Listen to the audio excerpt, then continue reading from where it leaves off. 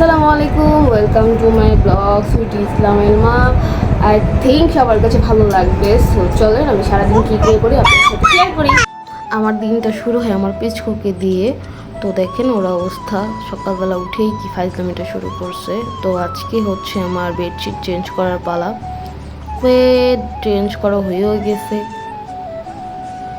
দেখেন দেখেন বেডশিটটা চেঞ্জ করার পরেই পিচকুটা কি শুরু করে দিল দেখলেন। একটা বাচ্চা বাসায় থাকলে কত কিছু থাকে, মাথা নষ্ট। তো পিচকুকে এখন গোসল করানোর পালা। গোসল করানোর কথা শুনেই ঘুম, কি আর করার। তো আমার হাতের কিছু কাজ ছিল, কাপড় চোপড় ধোয়া, ওগুলো ধুয়ে ফেললাম।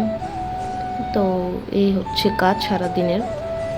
অনেকে আমাকে বলে যে আপনার তো কোনো কাজ নেই। আরে ভাই, কে বলছে আমার রান্না বান্না নেই? তার মানে কি এই না যে আমার কাজও নাই? দেখেন আমার পিচকুর গোসলও শেষ, ডান। তার বাবা তাকে আজকে গোসল করেই দিয়েছে, সে এখন রেডি, মহা খুশি।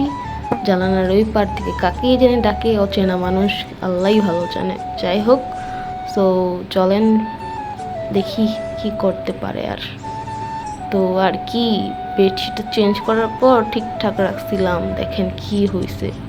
আর আজকাল যে আধুনিক পোলাপান, আহা কি আর বলবো। দেখছেন ডিজিটাল পোলাপানের কাহিনী, কাকে কাকে যে আননোন নাম্বার দিয়ে কল দিয়ে বসে। অনেকে ফোন দিয়ে আমাকে ঠেট দেয়, পুলিশ পাঠাবো। 9 মাসের বাচ্চাকে কল দিতে পারে? আরে ভাই, 9 মাসের বাচ্চা সব করতে পারে আজকাল।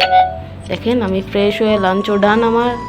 দেখেন আমার জামাই দোকান থেকে দাঁড়ায় দাঁড়ায় আমার সাথে ফিল্ডিং মারে। সো কি, বিকালবেলা ছাদে ঘুরলাম। তো আজকের ওয়েদারটা জোশ ছিল।